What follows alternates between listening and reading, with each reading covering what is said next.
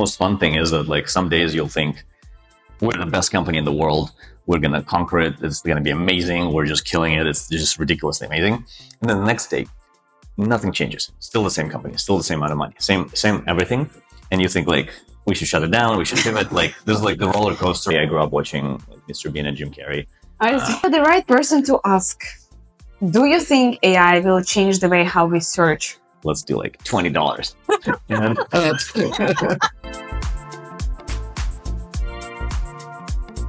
Hi, everybody. Today we have a very special guest, a friend of mine, a software engineer by background, a great founder and CEO of Puma Browser, as well as the person who's worked at Facebook, as well as some YC startups. And after all of that journey in software development, he decided to start his own company. He's based here in Silicon Valley, and I would like to ask a few insights about your journey. We will have a small talk, or not a small talk, about everything. So please meet Yuriy. And I'm so happy that he joined this podcast today. Yeah, so welcome. Sweet, excited to be here. So I remember we met like a year ago or something like that. My main insight was that, oh my God, what is a co-founder? What is a smart person? And about everything what you are building. So I really admire your journey. And I think that people need to know more about it, like some insights, some challenges. And so at the beginning, I would like to ask you, can you share a bit about your background? What's your main expertise? How you came to the place where you are right now? Sure. Yeah. Hi, everybody. Excited to be here. I grew up in Ukraine, mostly in Kharkiv, and then ever since I was a kid, I was pretty good with gadgets, and my dad got me into kind of like software pretty early on. I was lucky enough also to study in computer science high school, so kind of started doing some side hustle, building apps for my classmates. And shout out to Vovan and Ashbis from Kharkiv, but they were the first quote unquote like clients that I was just like building a software for them. They were running an auto service kind of like parts company, and they needed a way to account which parts they have and which they don't. And so I built a simple app for them, and we were like negotiating how much to pay for it, and I was like, let's do like $20. And they like went on the balcony, like had a smoke, and then came back with cash, and they were like so happy. And it was like my first money made in software. So it was kind of fun how went from there and like studying mathematics to living in Silicon Valley and working with some of the best people in the space and raising money from one of the best investors in the world, which is like very humbling. And I think one thing a lot of people like to hate in America here and there, it's not a perfect country, but going from kind of like a child of teachers to running a startup in the Valley, that's like pretty exciting, pretty awesome. Very lucky. I think you built your luck, to be honest, because many people can tell you that, oh, I'm just lucky, whatever.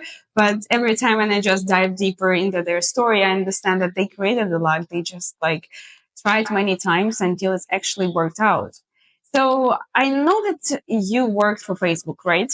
What led you to Facebook, and then why you decided to start your own company?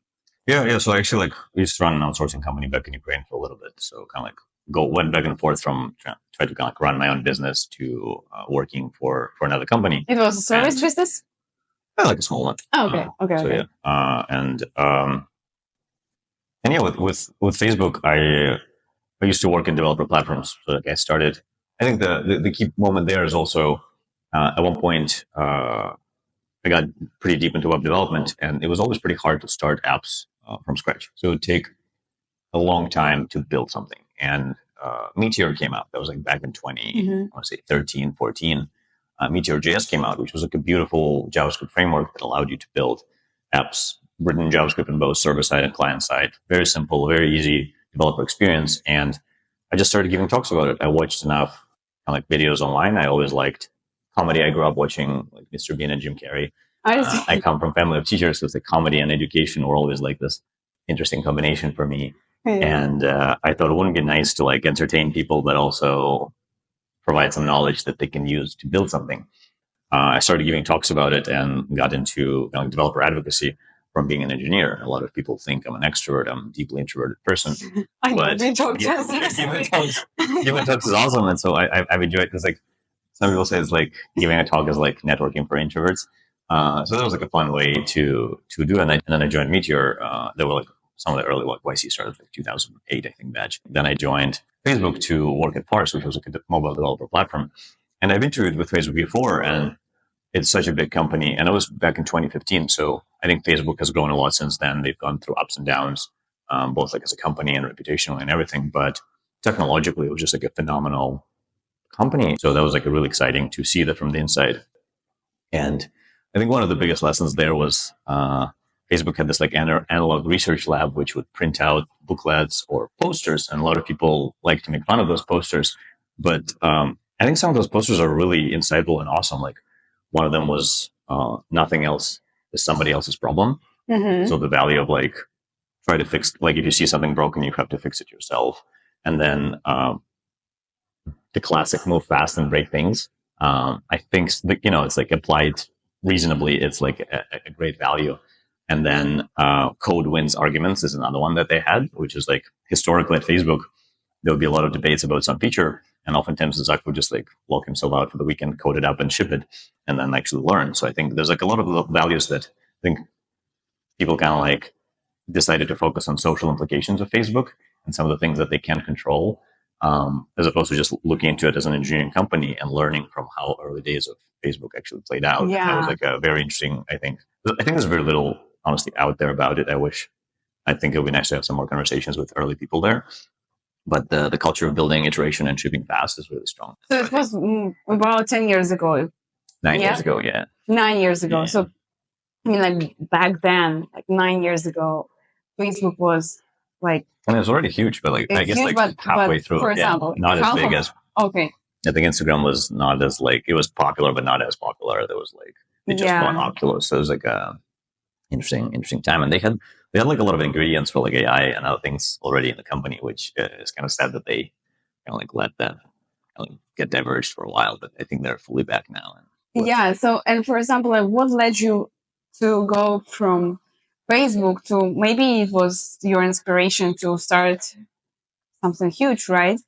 And like just a quick hint, right now it's about almost 1 million users on your browser, which is like significant growth. It's very interesting how you can like shape yourself, shape your brain, your knowledge, expertise by working for different companies, having different background. Like, sometimes people underestimate these kind of learning stages and experience of being in different places, Yeah, I think there's a good saying like overnight success comes somewhere between the night number 3,500 and 5,000. So it's like approximately 10 years, or approximately 10 years. Yeah. So it's like roughly like 10 to 15 years is usually like, I've had like multiple companies back, like one company back in Ukraine, one like in Canada, one here, kind of like exploratory ones, and then worked at bigger companies, smaller companies, and just kind of like, I guess like the overarching theme is just following your curiosity and following like what is interesting. I do wish I learned how to, like, now that we raised multiple rounds of funding, like I know how to raise and how to invest and how much easier it is to invest. Like I wish I knew how to angel invest early on, because being in Silicon Valley for the last 10 years as a curious developer advocate, you get to see a lot of companies early on. I remember you told me about GitHub.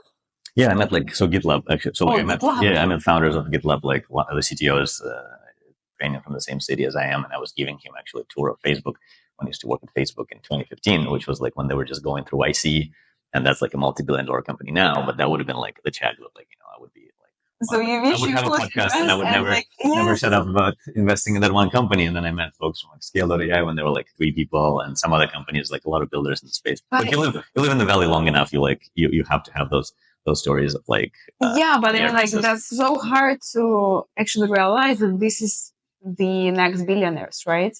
And it's just like completely different knowledge and set of, I think, expertise once you can pick up the right people and invest in them, rather than being a founder and create the products. Because I think anybody, like any investor who thinks they know, like they can tell in the moment, like it's probably lying, because like every person I talk to who's like done really well investing, they like usually like you never know. It's like you think one company will return the fund, and then turns out like this I see. ugly duckling turns out to be like was super maybe sort of kind of like we invested, but we were not sure about them. Turns out that becomes like the amazing unicorn, and then the other ones kind of die. So it's like honestly, I think you never know. But if you do follow your curiosity and you like you're building things and you see like what's actually useful, I think that's a much better predictor of like at least you'll find value. And then if you invest, it's also like a reasonable path. But again, like I'm much better at picking tech, and that's why I kind of like our investors are good at investing. I stick to building. And so to your earlier questions, like how I went from there to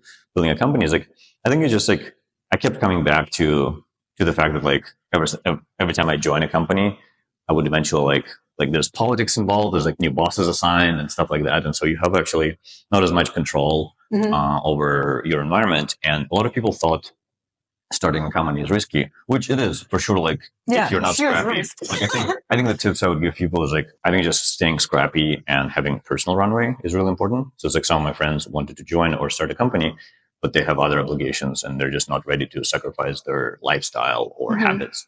Like I live a very simple life. I work, I play tennis, I take photos, and it's like very, very, very affordable, very simple life. I don't go out much, and so it's like it's a different, I think, pressure.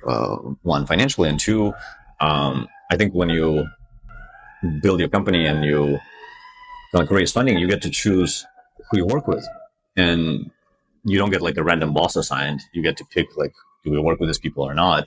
Who do we hire? Who do we fire? So it's like much more control, which I think the most fun thing is that like some days you'll think we're the best company in the world. We're going to conquer it. It's going to be amazing. We're just killing it. It's just ridiculously amazing. And then the next day, nothing changes. Still the same company, still the same amount of money, same everything. And you think like, we should shut it down. We should pivot. Like this is like the roller coaster of emotions. Why? For example, sometimes if something really happens, then you can think like that. But why do you think like in founders' mindset is always like this? I think one is we're humans, despite what some people might think. Some founders, I mean, some founders are aliens for sure. But it's just like that's the risk uncertainty. In the early days with the Puma Browser, you were surrounded by the right people who were supporting your idea, who were able to join your company, right? We got really lucky with early investors because I wasn't looking for funding, honestly. Like I was following. I was kind of like exploring different ideas. There was like thread of machine learning, which in 2017, 18 was like self-driving cars and computer vision. There was like a wave of deep learning, and that was starting to work. But also we built enough projects with that like it was clear that it would take a few years for the tech to mature and for things to get more interesting. And crypto was also like starting to emerge. And I come from developer platforms, so to me, it's like I look at it as a like how will the money in the future function. And if you look at it from that lens, there's no way that like it's still going to be written on like COBOL or whatever the current banking system is written on is like super outdated, like almost like a punch card style software. So it's like super terrible. Like trying to open a bank account if you're like an immigrant or something in a new country is like ridiculous. So it felt like crypto is definitely the future. And I think I underestimated the amount of stigma and other things that come from the ecosystem. Like there's like a minority of people who are building interesting kind of like tech for the future, and then there's a lot of scam and speculation. Like I think because of how connected we are with social media, it's like I think people over index on how much scams there are in crypto, which there are a lot. But like traditional finance has been littered with that as well, and we just don't know much about that. And banks keep paying fines and all that. So there's like a little dichotomy there. But I was just following curiosity thread of like, oh, what are the interesting protocols? What are the interesting projects? And I got to meet some of the creators of those projects, and we started just bouncing ideas around. And one time, like one of them was like, "Hey, like here's some money. Go start a company with this ideas. We like you, and I think you should build it. And then let me introduce you to some other people who might invest as well." And so that's just like how, like I think there's traditional advice of like, don't if you seek funding, you'll get advice. If you seek advice, you'll get funding. So you were seeking advice, and then you got funding. I was just like, yeah. So it was really lucky timing for that part, and and I think. The funny part is like when we set out to raise funding, like we would have hundreds of meetings and like it would be a lot of no's and sometimes a yes. But when you're not actually actively looking and just following like the build out phase, then people are starting to give you more money. So it's like a weird dichotomy of those. But we got really lucky on the. So you started like right away from having funding, right? So you don't need to build like for 2 years, 1 year attack or some proof of concept. You just have an idea. I had some And prototypes, but yeah, it was basically like very little. And yeah, it's like counter to that was like a whole lucky timing, I think. Funding again, like environments change, but I think early stage in Silicon Valley has been alive. It's going to be alive wow, always. So it's like I mean, that's one part. And two, at the time it was 2019 when we started. 2019 to 21, I want to say, is probably was the hardest time for hiring as a startup because money was free. Every company always there's always a company who raised way more money than you did. And then another backdrop is like the geopolitical, like being Ukrainian and like with the war in the home, like I think psychologically it's just like I didn't realize how much it affected me. But the two like the it's been like 2 years now since the beginning. It's just like crazy how long it's been, but also how time becomes weird with that. But like the amount of stress you have, even though like I'm not there and I'm lucky to be here, but that's my home and like I grew up there, and so just like going through that is just like been pretty challenging. oh yes, you're the right person to ask. Do you think AI will change the way how we search the information these days? Yeah, totally. So we've been thinking and working in this direction for a while, and we've been lucky to work with partners like Niva, who are very early in the kind of like AI search and how it's reinventing the experience for many people. And so I think there's big changes coming. I think this is the first time where in history of tech companies like Google is very vulnerable. There's going to be a shakeup for search and other sites. And if you look at the original notion of browsers, they used to be called user agents. And so we think it's going to be like a lot of very helpful assistants doing things for you, where even today you already can see that like for some queries, you don't need the search results. You don't need the 10 pages or 20 pages. You just need a nice, concise answer. And I think this is just like the first step into step one, getting the information. Step two is like actually doing actions for you. I think it's going to be a very exciting and also turbulent time. But yeah, for sure. And like about your founder's journey, like it's always hard to be a founder, especially emotionally. And what was the hardest moment, and what was your maybe mistakes, your learnings from the journey? yeah, I think like people say that like hiring is always the toughest part, and I think I agree with that. I think like hiring is always the most challenging part. I think it's gotten easier the last few years as startups. I think initially like last like when everybody was competing with infinite amounts of money, that was like super hard. But I think it's getting better now. And so that's number one. Number two, I see a lot of founders kind of like at the early stage, they sometimes over focus on fundraising instead of building. And I think it's a trade-off, like, right? So it's like sometimes you actually need the capital to build something, and sometimes it's actually pretty cheap to build out something and get that early validation instead of having to go through the motions of raising. So it's like if fundraising is challenging, then maybe go build and then revisit the fundraising environment. And I think there's so much advice available online, and it's so amazing, and it's free. So I would keep it simple, and I think some early funds and some early stage like accelerators are great and some are not. So it's like keeping it simple, and sometimes it's actually better not to take certain money and just like keep building is the right answer. But yeah, it's just like there's and also like one of the counterintuitive parts is that like a lot of people think that if you want to raise funding, you should talk to investors. But in my experience, if you want to raise funding, you should talk to other founders. It's because they're the builders. They actually know what's going on in the space and who's actually investing, who's not, who's a good investor to have, who's not. And so those, I think, are usually the relationships that are going to last forever. And it's nice to invest in those as opposed to just like a purely trying to raise money. Yeah, that's interesting. And what advice would you give to other founders? I think the kind of like follow your curiosity and make sure that the kind of problem you're trying to solve is exciting to you for the next 5 to 10 years. It's a marathon, not a sprint. I think a lot of people are over focusing on what's hot today versus like what's going to be interesting for the next 5 to 10 years. And before starting Puma, for example, I had a long list of ideas that I would revisit. And some people focus on the most exciting ideas. I would focus on the things that I kept coming back to. So like certain ideas, I kept coming back to like 5 years or so. I'd be like, okay, maybe we should dial into that. And I think that's an underrated approach today. I think a lot of people are just like chasing what's fast, today. like. And the last question, but also very important: if you can change one thing in tech industry today, what would it be? Yeah, I think sort of like similar to what I mentioned, is like having having more people explore their curiosity rather than trying to fit into a particular trend that is happening today would be really exciting. I think Silicon Valley 10 years ago when I came here was very different from today. And there was like a lot of different ideas, a lot of different pockets. And I think today it's kind of like became a little bit more kind of like mainstream ideas get too much attention and other ideas don't get as much attention. So it'd be nice to see people follow their curiosities and particular interests rather than just like trying to fit into the mold of what super visual today is. Yeah, that's cool. Thank you so much. It was a journey of a founder who, from Facebook to own company with almost 1 million users, which is a very exciting journey. And I wish you good luck, success.